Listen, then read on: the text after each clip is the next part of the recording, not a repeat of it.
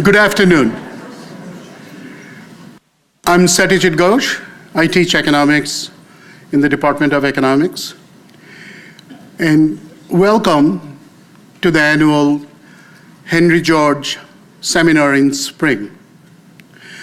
We are delighted to have Professor Andrea Prat from Columbia Business School today to speak at this seminar.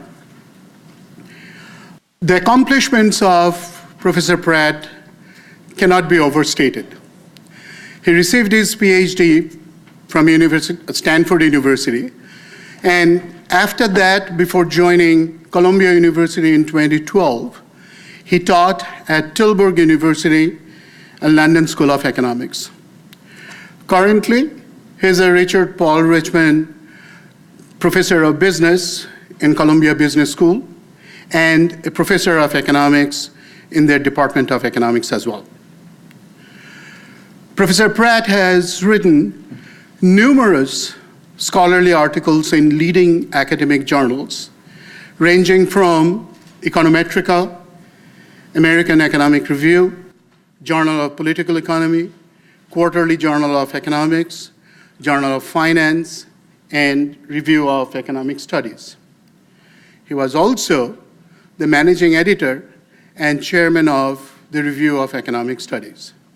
He is currently the associate editor of Theoretical Economics and director of Industrial Organization Program at Economics Policy Research Institute in London. He was elected to the Fellow of British Academy in 2011, and he was elected to the Econometric Society Fellow in 2013. Professor Prat's research area includes organizational economics and political economy. Using theoretical model building, empirical work, and field experiments, he works in the area of corporate leadership, employee motivation, or incentive issues. And one particular strand of his research that is particularly noteworthy for this afternoon's presentation is his work in media economics. We are all perhaps somewhat painfully aware of the role of media in our political system. Fake news, the term, jumped into our consciousness in 2015, 2016, and in the aftermath of that, it is now a part of our regular vocabulary. A few months back, a friend of mine was having this conversation with his 10-year-old daughter. Beautiful kid. And my friend asked, I met your homeroom teacher, and she told me just a couple of days back you had some trouble in school. What happened? The daughter looked squarely in my friend's eyes and said, that's fake news. In all seriousness, we are all kind of aware of the influence that media plays in our political decisions. But very often, we rely on sweeping generalizations about media, and very often those generalizations come from the media organizations themselves. Professor Prat, through his enormous skills in theoretical economics and empirical studies, essentially shines lights in these issues. Long before this current awareness, or our current awareness of media importance, in 2006, in an article in American Economic Review, he built a theoretical model to analyze why, when, and how governments influence media and what would be the effect of that in political system. In one of his current research, which would be forthcoming shortly, he looks at the issue about consumption of information. And there he finds a crucial link between socioeconomic inequality and information inequality. He finds that the low-income, low-educated voters usually rely on far fewer information sources than their college-educated and more affluent counterparts. In one of his recent and very widely cited papers in Journal of Political Economy, which will form the basis for this afternoon's presentation, I believe, Professor Prat talks about the measurement of media power. Media power, as he defines, as the ability of media organizations to influence individuals' voting pattern. And individuals are induced to vote in a way that they would normally won't do if the reporting had been unbiased.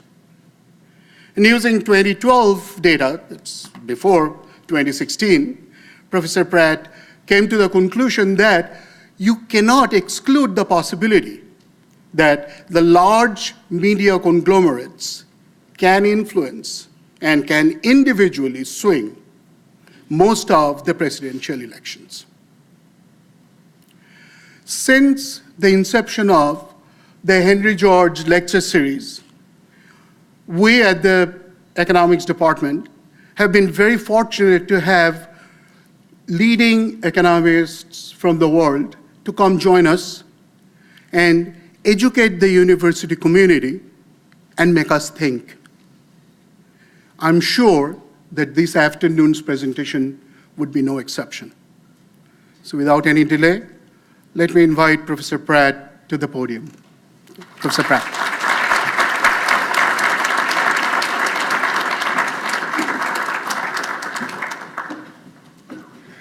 Good afternoon. Can you hear me? Thank you very much for your kind presentation. It's a real pleasure to be here. It's an honor to be speaking at a seminar named after Henry George, who's, I think, one of the most influential political economists ever. What I would like to talk about today is the relationship between media and democracy. It's something I've been working on for almost 20 years now. And rather than talk about my work, I would like to give you a general sense of this field. So I will look at a number of things that have been done here. And if you want more information, you can, there's a lot of links on my website. This field sometimes goes under the name of political economy of mass media.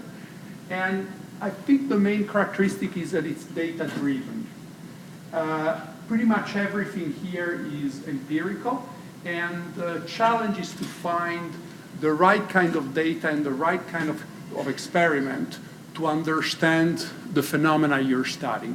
Now, these are very hotly debated issues, right? Especially in the last years, everybody's talking about fake news bias and many of these things, and they're proposing, there are a number of proposals on how to change things. So my goal is to try and put some data on this so that we can have a more structured debate.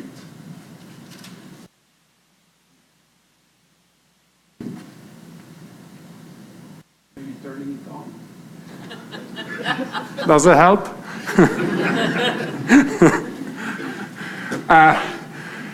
So how do we think about it at a very, very rough level? We have government and we have voters, right? And the government is supposed to serve the voters. How do voters keep government accountable? Through elections.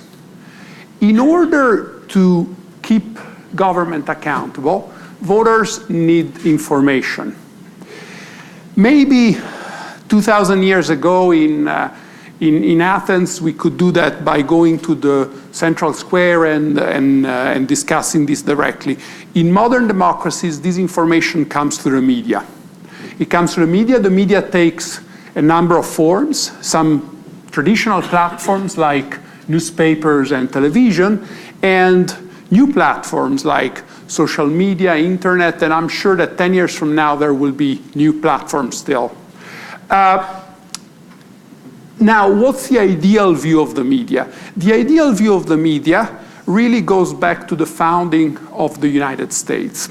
There are very famous quotes. One of them is by Thomas Jefferson. So this was over 2 centuries ago. And Thomas Jefferson already had the idea that the media is at the center of the democratic system. He says this famous thing, if it were left to me to decide whether we should have a government without newspapers or newspapers without a government, I should not hesitate a moment to prefer the latter. Media is at the center of democracy. We need informed people in order to keep our government accountable. Now, this is the ideal. In the past decades, people have lost faith in the media. This is the percentage of adult Americans who say they have little or no faith in newspapers. And as you can see, it's gone up from below 20% to twice as much. Why? Well, I think we can use this model to try and think what can go wrong in this type of setting. There are various things that can go wrong, and all of my work today is going to be in trying to put some numbers on those things, okay?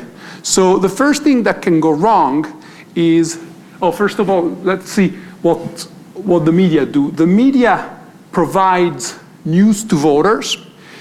Now, what's interesting is that most media is profit-driven. So they need funding, they need voters, the audience, to pay for the media, either directly through subscriptions or indirectly through advertising. And all this creates scrutiny on government. So the government now feels watched and will work more for the people. That's the idea, right? Now, one thing that can go wrong is that news should be impartial and informative, and we can get instead, people say we are getting biased news or even completely fabricated news. So that's one thing that can go wrong. Another thing that can go wrong is the scrutiny component. The media and the government are supposed to be separate in Thomas Jefferson's view. They're supposed to be even adversarial. So the media should not be nice to government. One thing that can go wrong is if the media becomes too cushy to government or to the opposition. The third thing that can go wrong is concentration. So we need plurality, we need many voices, and one potential risk that people see is excessive concentration. And finally, the last problem is this $sign here. As I will argue, the revenues for commercial media have been drying up. So it's becoming harder and harder to sustain the journalistic model that we've had so far, and this begs a number of important questions. So let's jump right into this, but let me tell you what kind of tool sets I'm going to be using. So the political economy of mass media. Now, how many of you are taking economics, some economics classes? Okay, the vast majority. Great. So it combines two disciplines. One's industrial organization, the study of firms. Why? Because most media companies are firms, they're competing, and competition plays a big role here. The second one is political economy. Political economy is the study of the interaction between economics and politics. So you need to combine these two things. And I have to say, this field is highly interdisciplinary. In my work, I interact all the time with political scientists and journalists. And I learn a lot from them. It really shows the value of interdisciplinary work. Now, this is a booming field. There are a lot of papers. Most of them are empirical. And so I want to give you a feel for all this. So what the plan for the talk is, first I'm going to give you some facts about our news diet. And then we're going to discuss these 4 issues that we identify, these 4 places where things can go wrong, starting from bias and fake news, media capture, industry concentration, and then finishing with the revenue model. So let me start with news consumption. Where do we get our news? So let me start with that. In the past week, how many of you have read a newspaper on print, a print newspaper, okay? How many of you got some kind of news from social media? So not social media in general, some kind of news, okay? How many of you use the radio for news? Okay. How many of you got their news on some type of website? Could be some newspaper even, yeah? And how many of you watch news on TV? Yeah, I think you're pretty representative of your dominant age range. So if we look, these are ranked by usage. And if you look at the average adult American in 2018, television is still the dominant platform for news delivery, followed by online delivery. Radio is surprisingly important, and print is not doing well. And if you look at the evolution, the traditional platform, TV and print, are going down, and the internet and social media are going up. Now, my guess is that most of you belong to this age segment here. And in fact, you're doing better than your average, because this segment is basically not using print newspaper anymore. Now, my segment instead is some of us are still using print newspapers, and a lot of us are still glued to the TV screen. Now, all this information is actually not very useful, because where you get your news, what platform you use, is actually not very important. The most important news providers actually multi-home.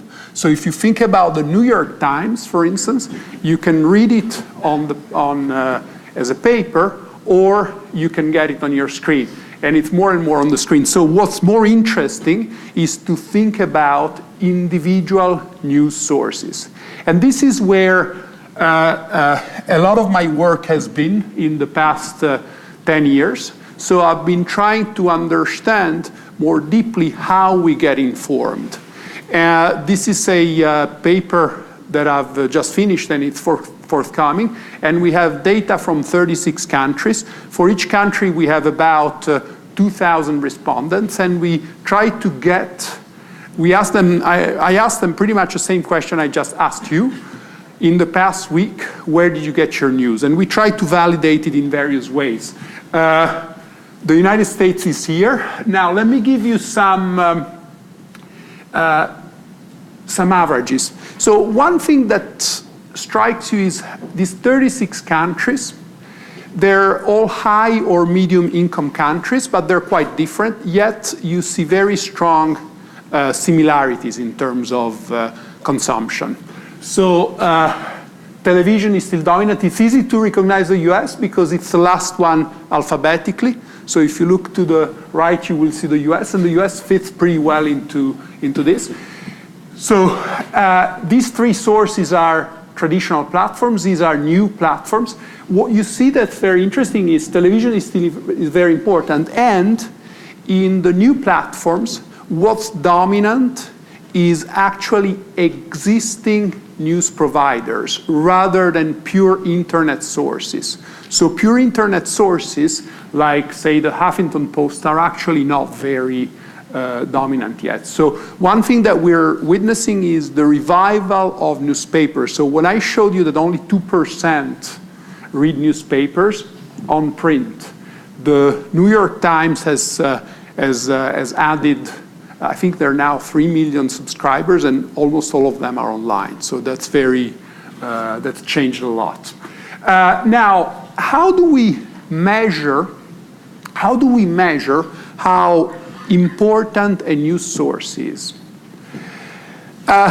You could look at stuff like circulation or TV ratings, but that would not work very well because these are different platforms, right? So you have circulation will tell you something about newspapers, ratings will tell you something about TV. You can get some stuff from computer usage, but it would all be partial.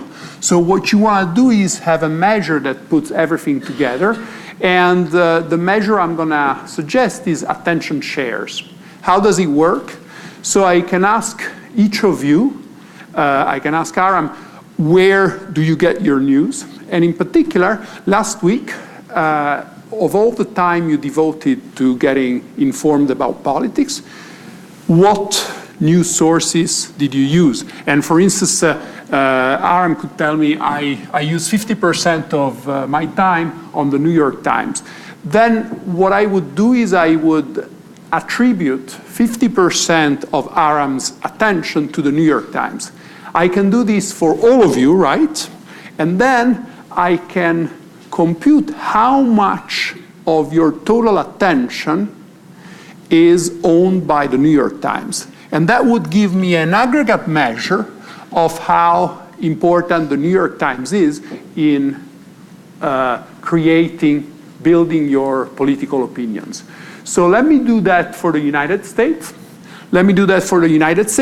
And I will say that, so one thing that reassured me very much about this, I developed this idea theoretically, and at the same time, some regulatory agencies, in particular one in the UK, developed the same exact idea for policy purposes. So in a sense, and I will show you how it's used. So let me do it for the US. These are attention shares in the US by ultimate owners. So I retrieve the ultimate owners of individual news sources, and I see how much attention each of them controls. So the news organization with the largest attention is News Corporation. They own Fox News and the Wall Street Journal. Most of the attention, almost everything comes from Fox News. Why does Fox News have so much attention? Because many people watch them, and because those people only tend to watch only Fox News. So that's why there's a large number there. Now, when we look at the rest, the second one is a very interesting organization, is Facebook. Now, Facebook does not produce news, right? Facebook does not produce content. Facebook aggregates and distributes content. So most of my, in the rest of my talk, I will show you empirical work on these two very different news organizations. I will try to measure what effect they have on information. And then if we look at the rest, we see some, 4 of them are traditional television companies, right? CNN, Comcast, ABC, and CBS. Then we have another internet company, and then we have an online source, and the only newspaper here is the New York Times. Let me tell you something more. Let me see, okay, so how informed are we? We can look at it in various ways. A very, very rough way of seeing this is how many sources do we use? Do I read only one newspaper? Do I read a newspaper, watch a TV station? Do I have 5 different sources? So this is the determinants of the number of sources in the data set I showed you before. And so this tells you how likely we are to have numerous sources. And Age matters, so young people, despite what us old people think, are actually using a larger number of sources than we are. In general, there's a male-female differential. Income is also a predictor, and education is a very strong predictor. The more highly educated you are, the more sources you have. There's also a left-right divide. Now, all this creates information inequality. In what sense?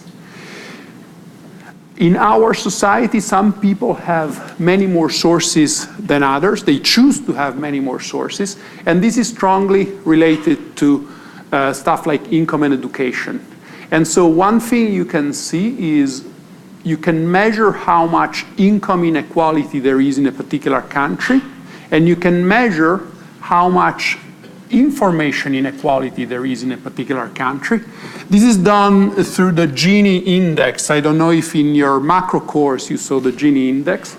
The Gini index is a number between 0 and 1, with 0 being perfect equality and 1 being perfect inequality. You can use exactly the same index for income and information.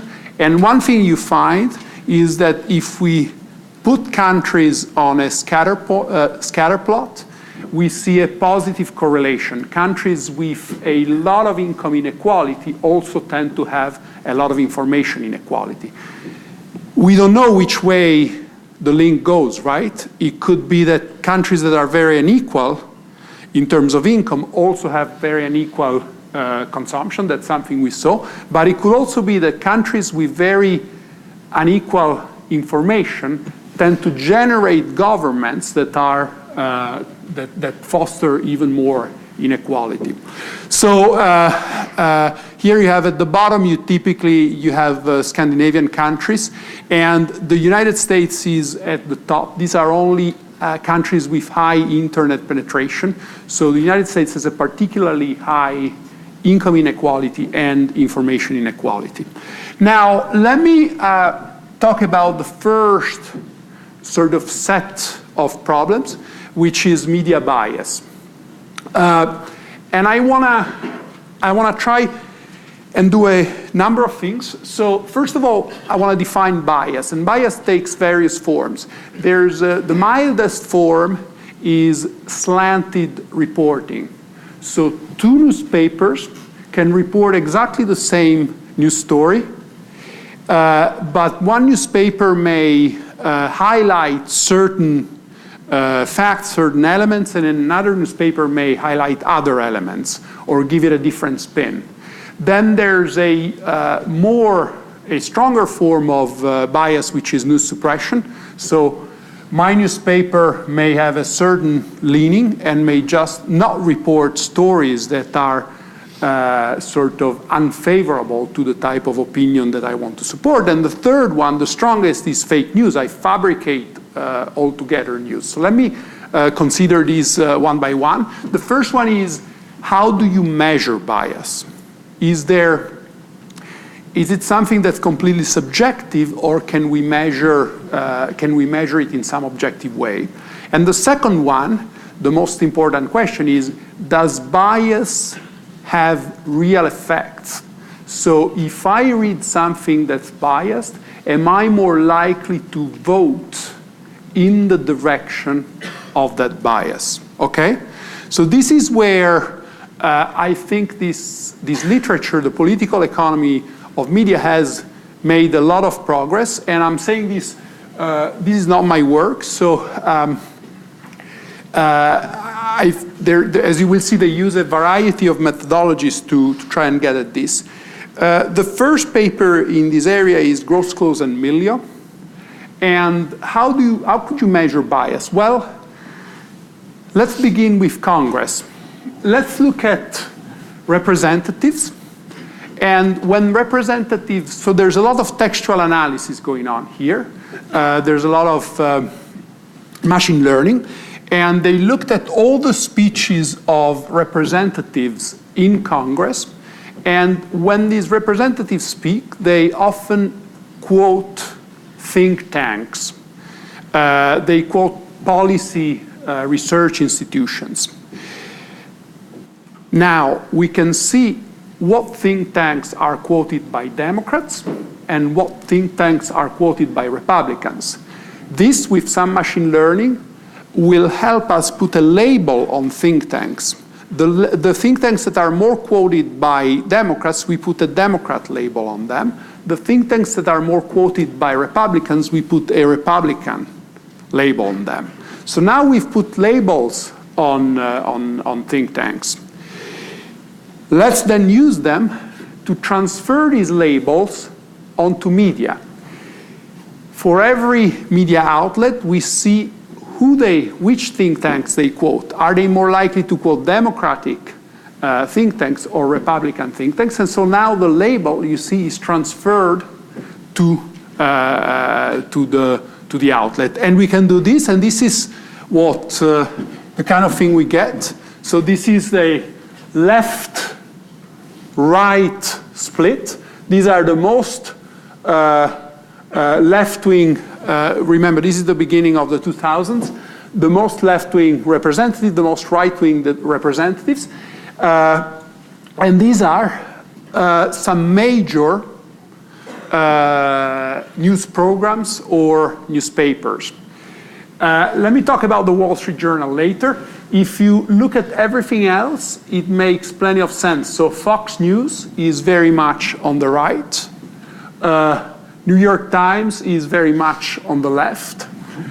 This also gives some validation to a claim that's been made for a long time that the media as a whole, the US media as a whole, has a liberal bias because the average media outlet is to the left of the average US voter.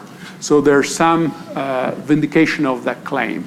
Now there's something wrong here, right? There's something that doesn't convince. According to this, the most left-wing outlet in the United States is the Wall Street Journal.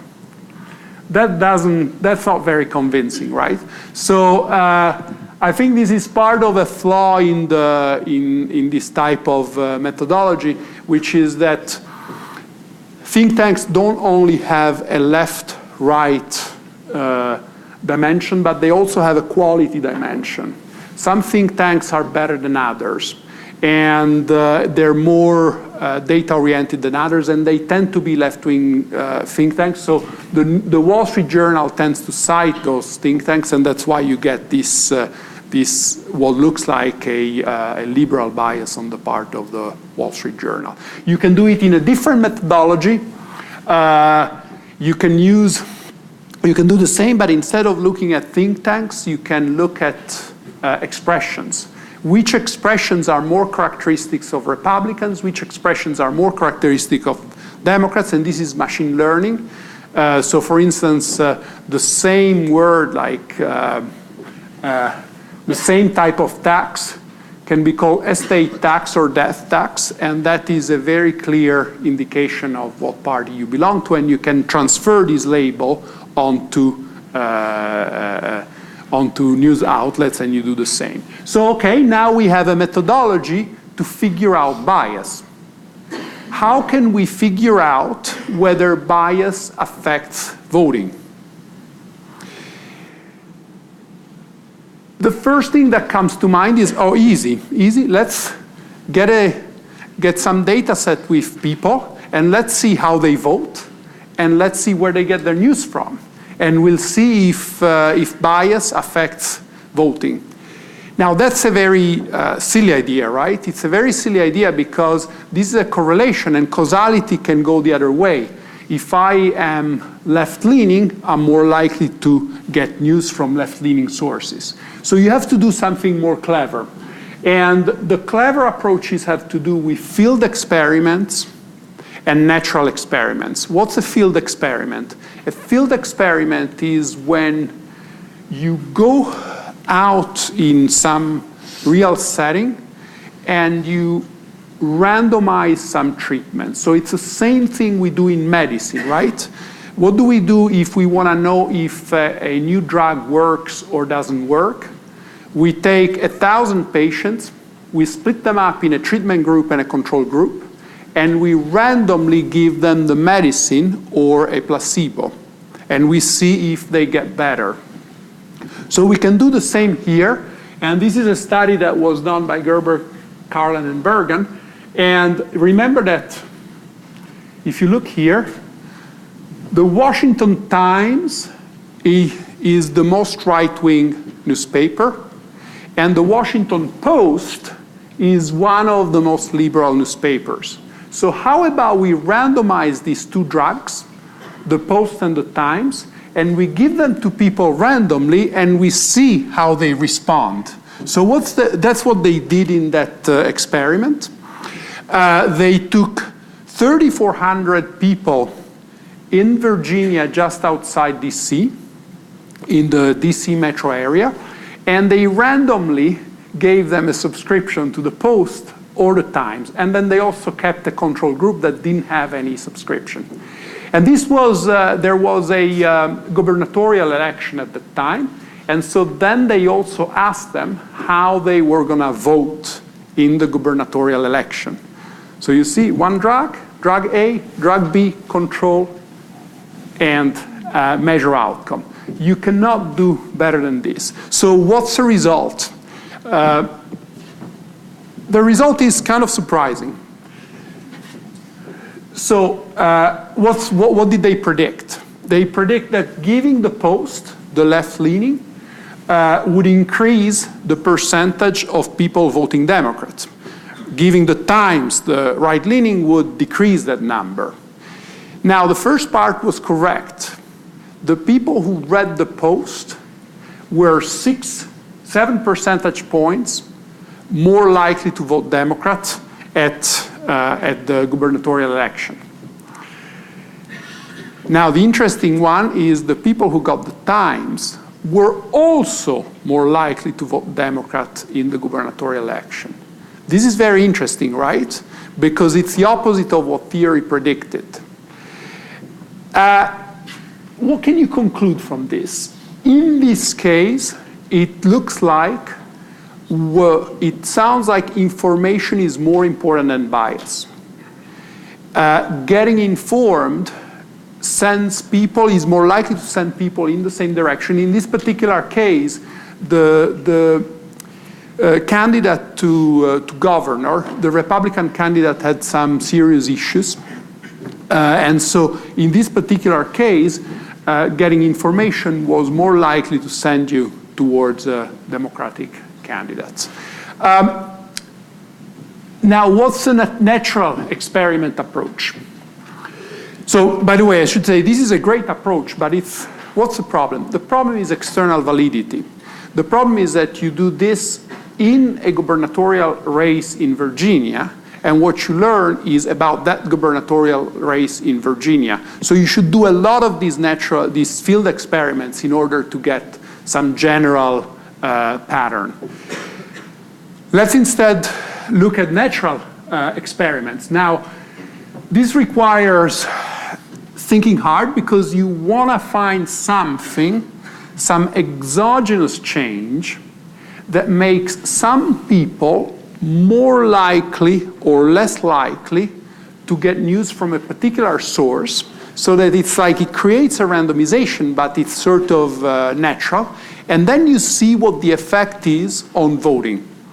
Now, remember that the most important news source in the US is Fox News. So many of these studies have focused on Fox News. And here is the two best studies I know. The first one in 2007 looked at the following.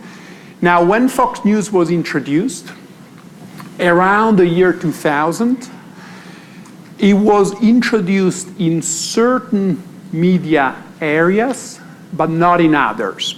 And that was kind of random. It had to do with rolling out things, contracts, so there was some random component there. So some people, when we look at the 2000 presidential elections, some people had Fox News on their cable, some people didn't. So that's a nice experiment, right?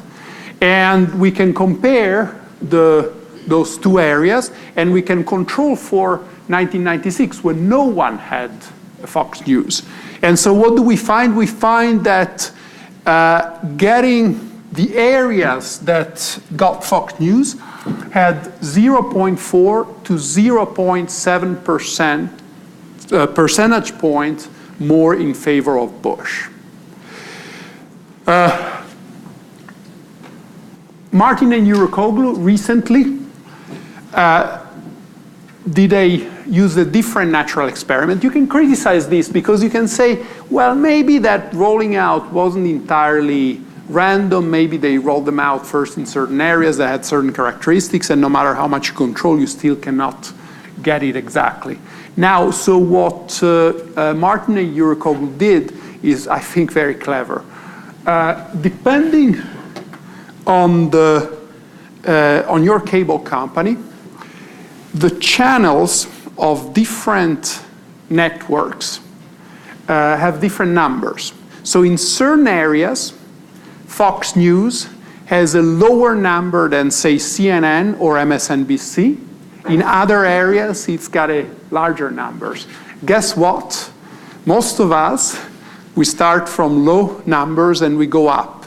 So we're more likely to watch channels that have a low number. I think this is really clever, right?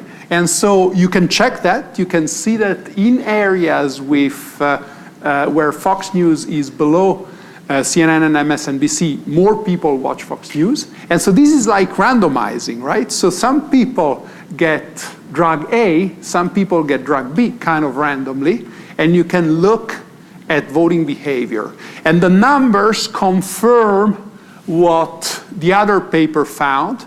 And in fact, they're larger. Because they have more data, they can look at the effect in 2000, which is very similar to the effect found in this paper. And then they look at the effect in 2004, which is over 3%. And then they look at the effect in 2008, which is over 6%. Why did the numbers go up? Two reasons. More people are watching Fox News. And Fox News, we know this from the biased data, is becoming more biased over time. So this is evidence that media bias can affect voting and can have actually a large effect. Now, media bias can take a more extreme form, fake news. And we've been talking a lot about fake news. These are the four. There's some ranking of the most ridiculous fake news that have been circulated. These are four of those fake news stories. Now, many of us have seen these fake news stories. Many of us have had a friend give us a link on Facebook or Twitter or something like that. And have we been affected by those? So how can we measure this? There's been a nice paper that does this. First of all, it finds that about 14% of US adults see social media as their most important source. Now, most of these fake news stories that have been identified, we're looking at the 2016 election, right? So most of these fake news stories were pro-Trump. The pro-Clinton stories there was a smaller number of them. Now, how do you know if people have been affected?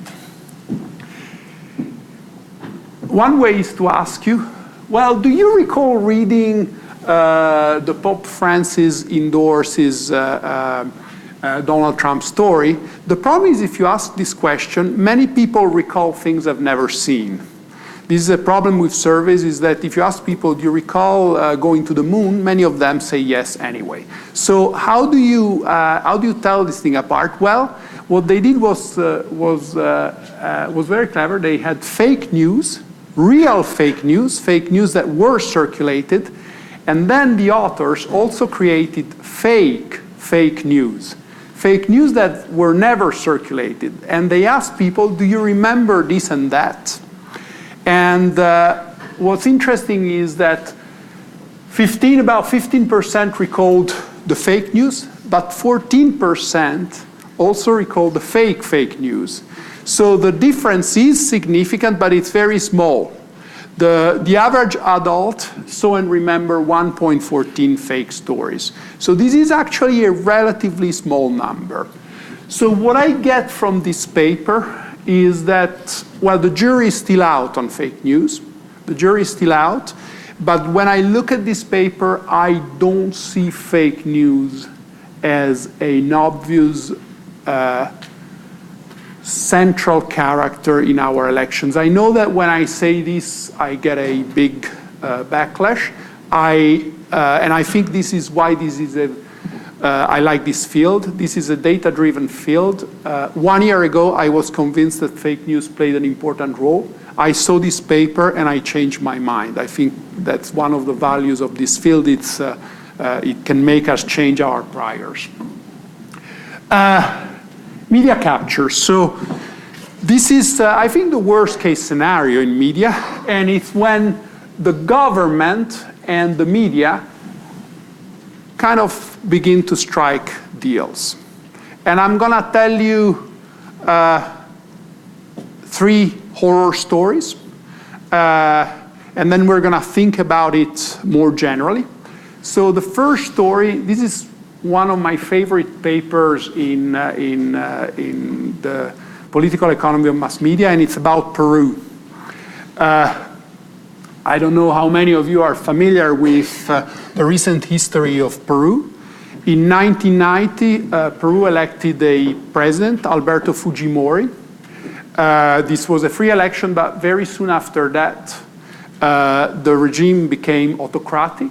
There were rigged elections, and he stayed in power for about 10 years. Now, his right-hand man was this very interesting guy called Vladimiro Montesinos. He was the chief of security, and his job was to bribe politicians, bribe judges, and bribe the media. So the goal was to subvert democracy so that he could stay in power. The interesting thing about Vladimiro Montesinos was that he was completely OCD. He had this obsession for accounting, and so every time he paid a bribe, he videotaped, he recorded it, he recorded the audio, and sometimes he even asked people to sign receipts. This is a receipt for $15,000 he was paying in US dollars. This is a receipt for $15,000 to a politician. This was very useful when he went on trial. And so out of the court papers came this scientific article. And here is media capture at the accounting of media capture. So this is how much he was paying. You see some payments were monthly to the main media organizations in Peru to get favorable coverage for his president, Alberto Fujimori. One very interesting thing is that not everybody took his deal. These are TV channels that were bought. These are newspapers that were bought. On top of that, he controlled the state-owned media because the president has control on the state-owned media. But there were 4 media outlets that didn't take Fujimori's money. What's interesting about them is that they were actually, they didn't have a strong ideological position. The reason why they didn't take the money was that they thought they could make more money by telling the truth. And indeed, the circulation of these newspapers and the audience of this TV channel went up a lot. El Comercio is the equivalent of the Wall Street Journal in Peru. Keep this in mind when we think about the theory of media capture. Let me give you a second example. Now, you might think, oh, these things only happen in emerging democracies like Peru. These things also happen in the country with the oldest tradition of freedom of speech and journalistic independence, the UK.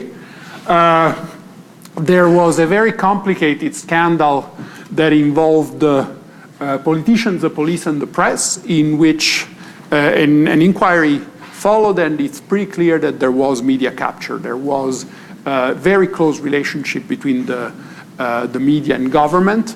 Now, this being Britain, they don't pay cash, but one of the forms of payment was a horse that was given from I believe the police to the editor of News of the World. Third example, and this is the reason why I began studying mass media. I am Italian, in case you didn't notice from my accent. And in the early 90s, a man called Silvio Berlusconi ran for prime minister, and he was at that time the owner of the largest commercial network. In fact, he was an almost monopoly commercial network, TV network. He ran, he got elected, and he got systematic positive coverage, unsurprisingly, from the TV stations that he owned. Now, it's interesting how that allowed him to keep power. So this is GDP per hour worked in Italy, in France and Germany, so countries that are the large neighbors of Italy. And as you can see, from 1975 to 1995, they look pretty similar, right? Berlusconi goes to power, and Italy underperforms, right? Strong underperformance, basically GDP stops growing. Now, he gets elected again here and here. So it's interesting that if you control the media, you can get reelected even when the country you run is clearly underperforming. So that's the kind of thing that got me interested into this literature, is like, what can media bias do, and what's the cost, the real cost to people? Because here you could imagine that a different government could have done something different for the country. Now, let's think. So, out of these three examples, let's think about what kind of theory we can come up with about media capture. A very simple model could be one where you have a political incumbent, a president who's in power. What does that president want? That president wants to remain in power in the next election. Now, the president faces the media, and the media can be nice to him, or can expose scandals and stuff like that. What can the president do? The president can try and bribe them. Now, bribe them can be literal bribes, as in the Peru case, or more likely they can be indirect bribes. If I am the government and all of you are media owners, I can do a lot of nice things to you. For instance, I can enact policy that's favorable to your owners. This is a classic situation. Media is owned by oligarchs. They have many other interests. They use the media as a way to get favorable treatment from government. I can also threaten you. I can take your TV license away. I can do various things. So an incumbent can try to do all these things in order to get positive coverage. What prevents them from doing that? Well, two things.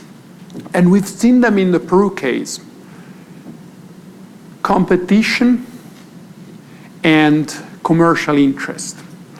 So it is much harder to capture the media when you have a lot of independently owned media sources. Because it's like trying to herd cats.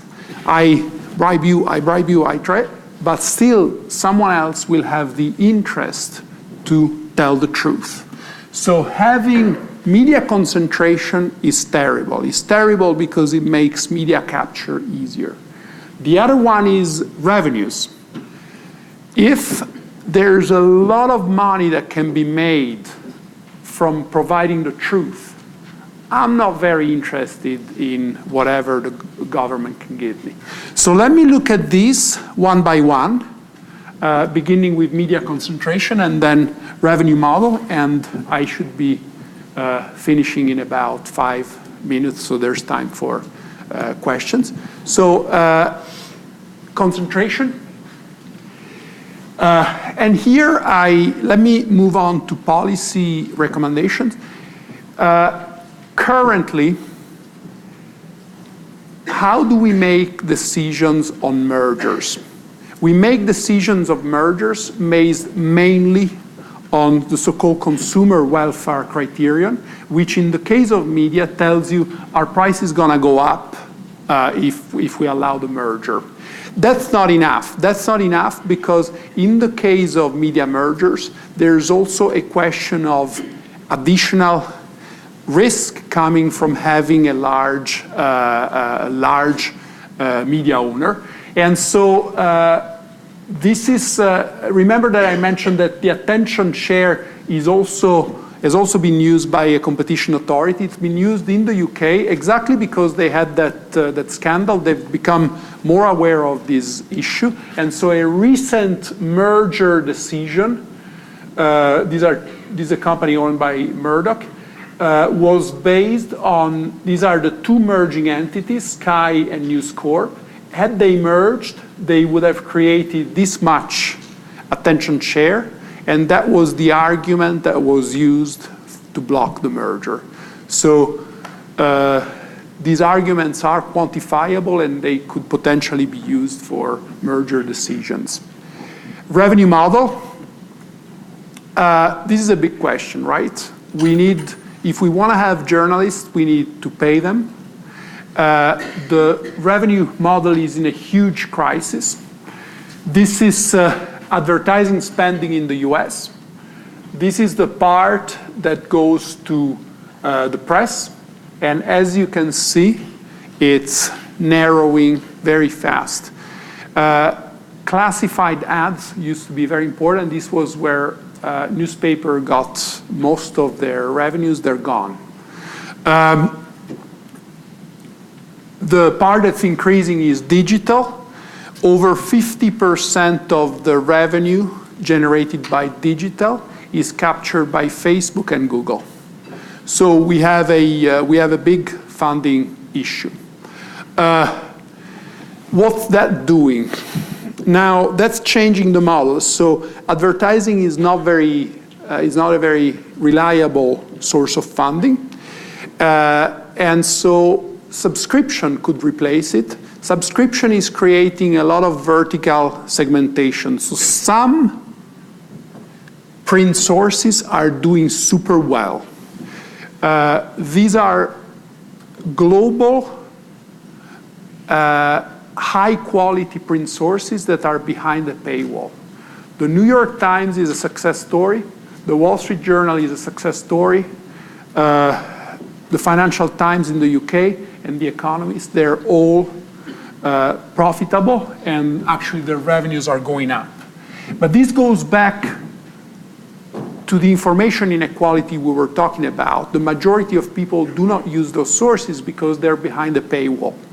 And so we're left with a very segmented market where some people can afford these very high quality news sources, but the majority of us cannot, and we have to use sources that are less and less funded. Now, one thing you can say is, okay, but maybe people are getting information through other platforms. In particular, social media maybe is doing this. And the last study the last set of studies I want to show you, I'll go quickly on this, is a big question, and is the digital economy making us more or less informed? I have to warn you, the jury is out. Is still out. There are papers that go in one direction, papers that go in the opposite direction. One way of doing this is seeing what happens when there's broadband. Broadband makes it much easier to read stuff online. The effect is mixed. Most of it is negative. There's some positives. The other study is the expansion of social media. And here there's a paper that came out a month ago. Maybe some of you already saw it around. It's an amazing experiment. They took 2,800 Facebook users and they asked them, how much money do you want to stop using your Facebook for a month? If you take my money, you will have to give me your password so I will be able to check if you're actually using it. So people answered. Some of them said, I want $3,000. Some of them said at the lower amounts. And they picked everyone that asked for less than $102 because that's the money they had, right? And so all these people were then divided in two groups. A treatment group got the money they wanted, and a control group did not get that money but was kind of monitored. So we can look at four things. Time allocation. And we're always comparing treatment with control, right? So we're comparing apples with apples. The people who stopped using Facebook, did they use their time differently? Yes, by a huge margin. 60 additional minutes on offline activities per day. So this is what Facebook does to time use. Then the second question is, did they feel happier? So at the end toward the end of the study, they asked them, how do you feel about life? How do you feel? What do you think? Do you think that they felt happier not using Facebook? Yeah, they did. They felt happier. Interestingly, it's true both for active users and passive users. Because you may think if you're a passive user, someone like me who just looks at other people's pictures, you kind of, okay, yes. But also active users, people who had a lot of followers, felt better. Now, the desire to use Facebook, at the end of the month, they asked them again, how much money would you like to not use Facebook for another month? And the number actually went down. So if it's like smoking, right? If you quit for long enough, then you don't feel the need for it anymore. Finally, the question we're interested in, were they more or less informed? After a month of not using Facebook, they asked the control group and the treatment group a bunch of factual questions. They gave them certain news and they asked them if they were fake or real. And they looked at whether people who were not using Facebook were more likely to know the truth or not. How do you think it went? Were the Facebook users more informed? Yeah? So actually, yes, the people who quit Facebook became less informed. Not a big difference, but a significant one. So that's not what I would have predicted, but the data seems to be telling us that actually using Facebook seems to provide some information. Now, it has to be qualified, right? Because this is just a month. So maybe if you stop using Facebook in the long term, you will now read the New York Times and get some more information, but it's still an interesting result. And this brings me to the end of this policy idea. So the revenue model is a huge issue. In the future, we cannot count on advertising. Subscription is going to only be for an elite. What can we do? One model is The Guardian. The Guardian turned itself into a non-profit, was a commercial organization, and turned itself into a non-profit organization. It's available for everyone, so you can read all the articles, and you can donate. So The Guardian is completely supported by donations of people who feel that this is important. It's working out well. They're about to break even. Other ideas are philanthropy. So ProPublica produces investigative journalism and is financed by, funded by philanthropists.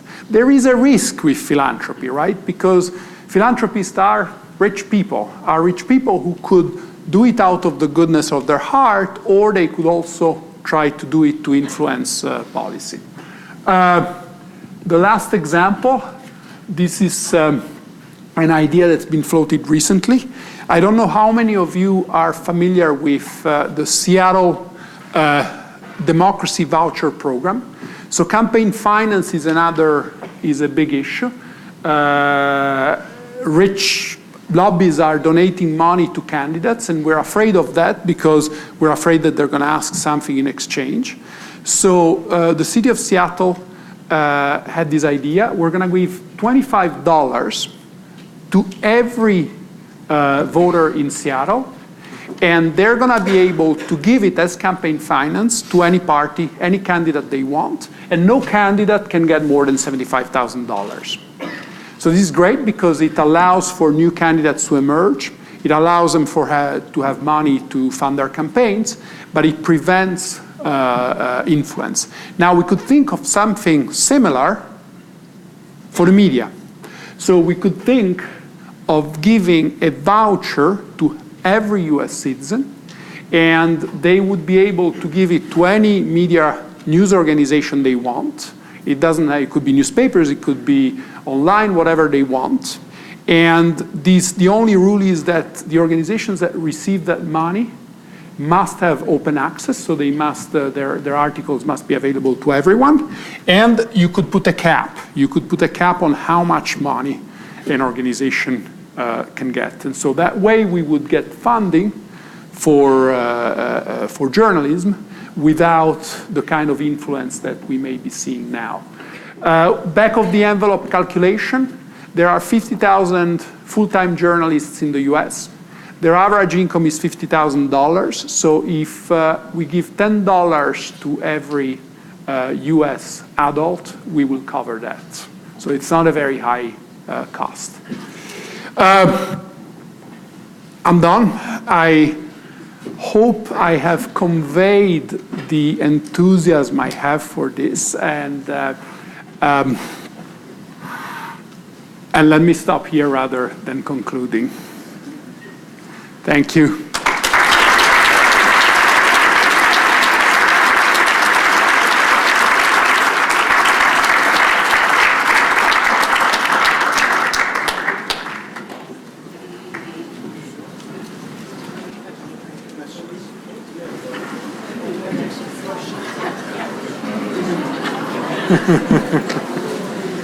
I think it's 5:15. That's okay.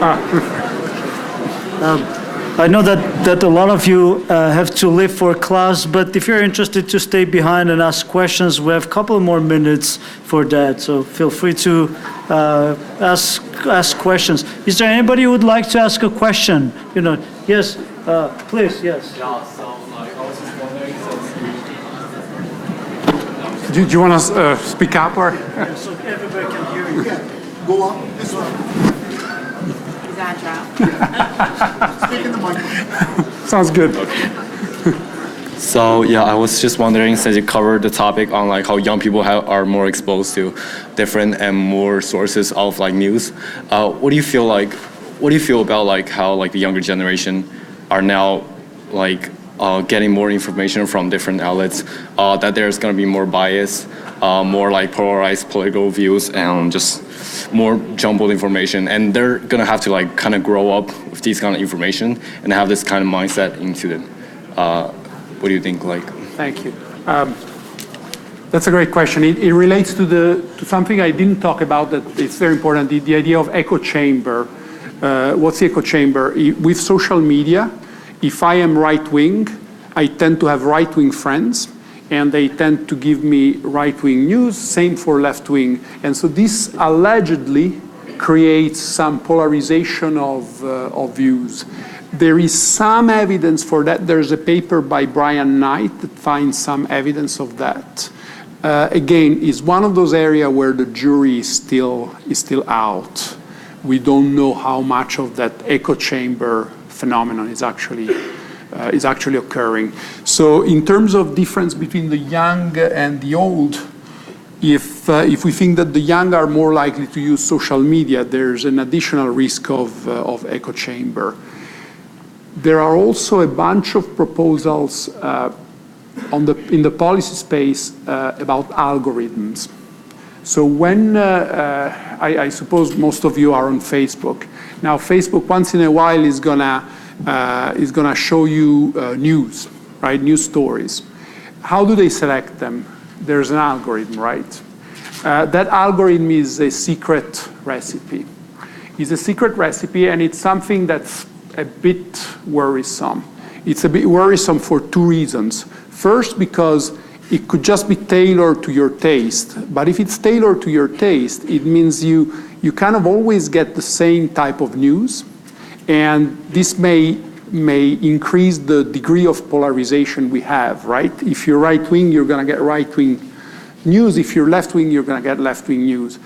So that's one risk. The second risk is that if Mark Zuckerberg ever tried to influence US politics, they could just do it through the algorithm.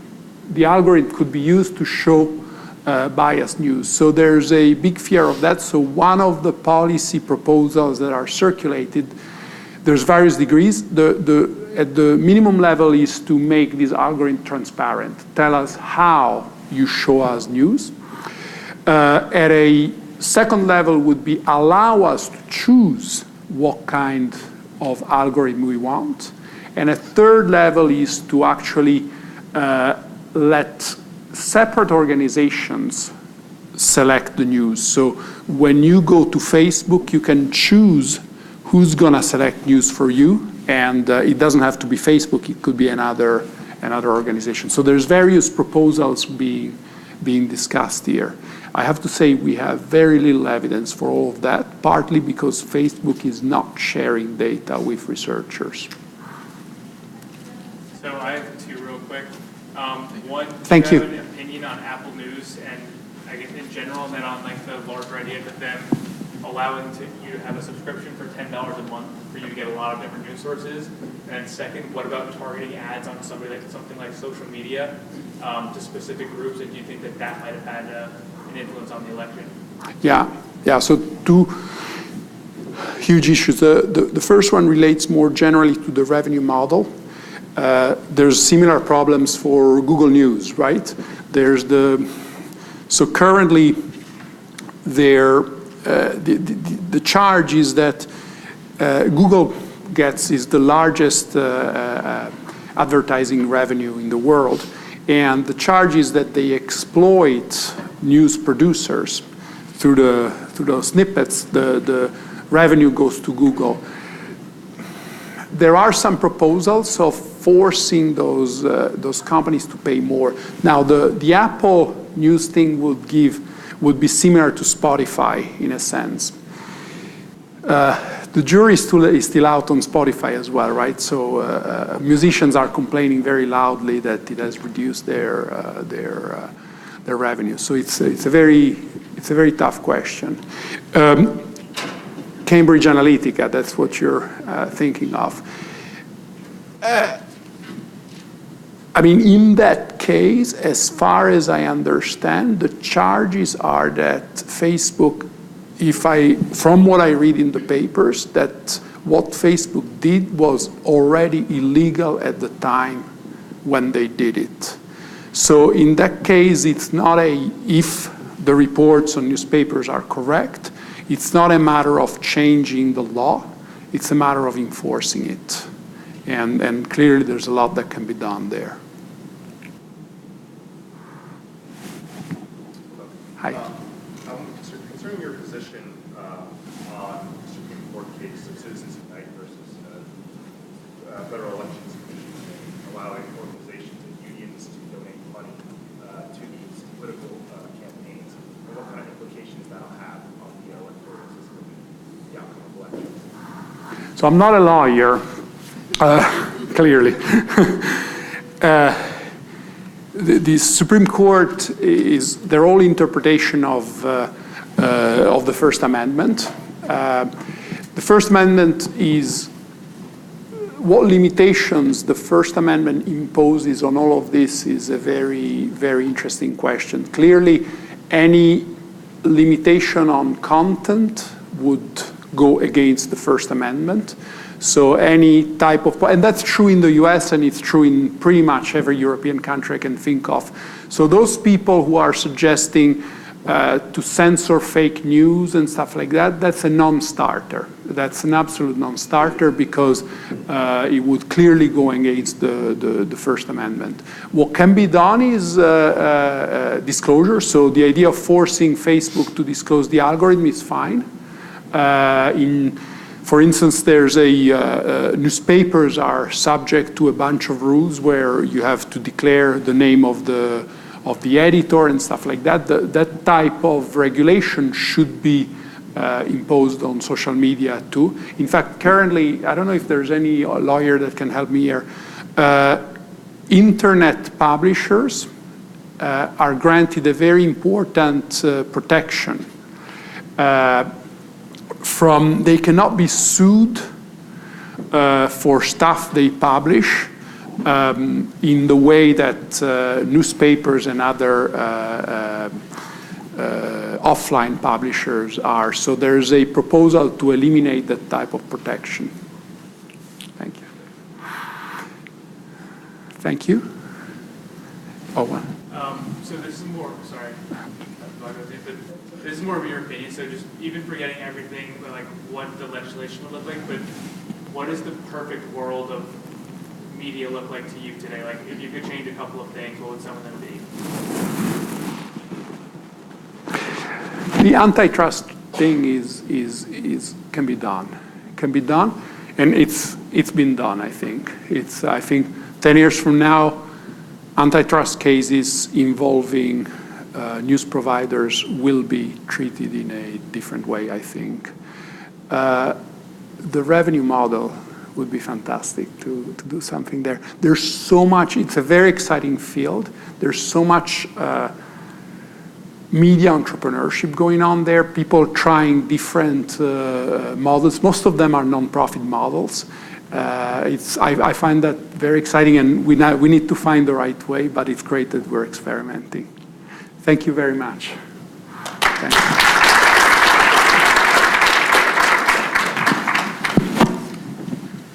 Okay, thank you very much for coming. Thank you, Dr. Prat. This was awesome presentation, and those of you who are going to join the reception and dinner, we're moving over to Brennan, fourth floor. Thank you again. Thank you. Thank you so much. Thank you. Oh, fifth floor.